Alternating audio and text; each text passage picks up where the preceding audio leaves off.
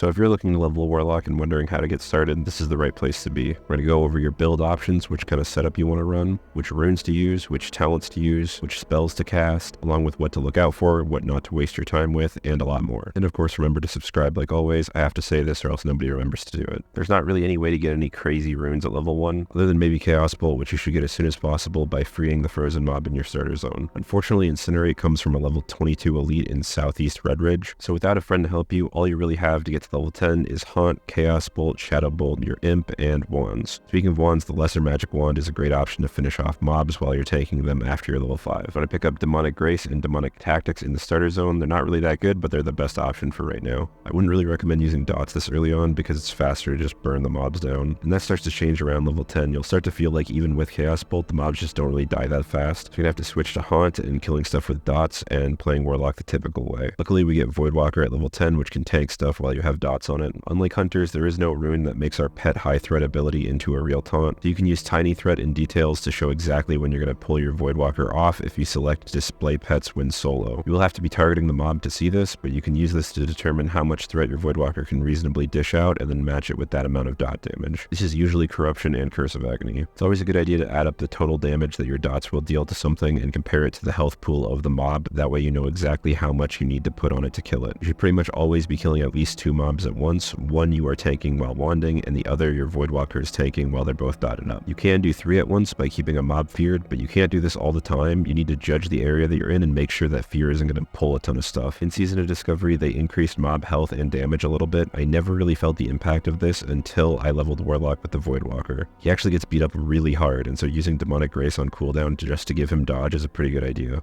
Also, on SoD, for some reason, whenever you summon your pets, they're always half health. This is extremely annoying and a huge detriment to your leveling speed. Make sure that you level up First Aid, even if it's just for your pet. If you're really pushing the Voidwalker to its limits, you will need to use this on cooldown. Demonic Grace also gives you dodge if you're tanking stuff, but it does use a global, and the spell crit doesn't really do anything for dots. It does work for Haunt though, and when Haunt crits, you'll get more healing from it when the duration ends. You will always want to keep an eye on when your Haunt is ending or the host of the Haunt will die, so that way you can life tap and not be full health so it doesn't overheal you. Extra stamina on your gear is great for this, so you have a bigger health pool so you're not wasting more healing. And speaking of self-healing, around level 14 you can get Master Channeler to replace Demonic Tactics on your chest, and this ability is the keystone of Warlock in Season of Discovery. It's the thing that makes Drain Life a dot with a 15-second cooldown, and you should always be Drain Lifing on cooldown. It does cost a lot of mana, so you're going to be life tapping a lot, but it's your most important ability. For talents, we're going Affliction, pretty basic setup with improved Corruption, then improved Drain Life, then Suppression. Suppression is actually really nice because you're casting so many Affliction spells so often, but you could also get Amp Curse, Imp Curse of Agony, Imp Life Tap, or Imp Drain Soul if you wanted to. While you obviously don't want to train all your spells, there's pretty much something every 2 levels, so you'll want to visit your trainer really frequently, which is very unfortunate because there's no Warlock trainers in Thunderbluff or Darnassus, so you won't be able to refresh your world buff at the same time. Warlock is a class that you really want to push to its limits while leveling, and in SoD that's even more the case. This plays exactly like leveling an Affliction Warlock in Wrath of the Lich King, so if you've ever done that, it's the same thing. I actually pulled like 10 mobs here and expected to die, but I was actually able to just kill all of them pretty easily. Use as much terrain as you can because with your dots up, the longer things are running around doing nothing, the better. Make sure that you upgrade to a greater magic wand at level 13, but other than that, nothing is really all that noteworthy or makes that big of a difference besides getting Consume Shadows at level 18. For Voidwalker, being able to heal himself is actually crazy how important it is considering you can't summon another one to heal it. You want to pull literally everything that you reasonably can and kill it while you're running around between stuff because you do all your damage while moving, so anything within 30 yards is just free XP. Pretty much did this all the way to level 20 when I went and got Incinerate because I was looking forward to giving Destro a shot. None of the Destro talents really help with this build all that much. Aftermath pretty much never procs. You want to make sure that you have Incinerate up before you even cast Chaos Bolt, so that way it does the bonus damage, and I cannot believe how much worse this build is than Affliction. You just stand completely still casting the whole time you're fighting, and there is 0 self-healing, so you'll have to stop and drink and eat every 2 or 3 mobs. Because of this, you want to stick to the Affliction build the rest of the time. The insane mobility with 0 downtime makes this build just unbeatable. You eventually want the Everlasting Affliction rune on your legs unlocked through rep, so don't sleep on your supply crates while you're leveling. At level 20 you get Succubus, which is way more auto attack damage than the Voidwalker. It can kind of tank stuff, but obviously not as well. Anytime that you can't multi-pull, you want to use this, like if the mobs are really spread out. You can use Underwater Breathing to access a wealth of uncontested mobs for any water-related quests. Your pet isn't slowed by the water, so you can use it to pull the mobs to you, and Warlock is just really good at this. When you approach level 25, make sure that you load up on Soul Shards and go get the Lake of Fire rune from Hillsbred. Then when you actually are 25, you pretty much just want Intellect gear for BFD. While other casters desperately need a bigger mana pool to continue casting, we still want a bigger mana pool, that way we don't have to life tap as much. You can stay the same spec and build if you want, but I respect to the Destro build with Incinerate, Lake of Fire, and Chaos Bolt. This This is the best parsing spec, and I thought that this would do way more damage, but Lake of Fire just obliterates your mana pool. You have to keep up Lake of Fire and Incinerate, then Chaos Bolt on cooldown and spam Incinerate. Given that Life Tap rank 2 only gives you 75 mana, the Rain of Fire costs more than 3 times that just to put up the debuff, so you really start to hate this rune the more that you play this. The only consistent thing is your Imp's damage, which is why some people call this the Imp build. Warlock is pretty unpopular right now, but I think that's all that you need to get started on one. In summary, the Warlock is pretty much the Affliction Warlock from Wrath of the Lich King without the Drain Soul Execute.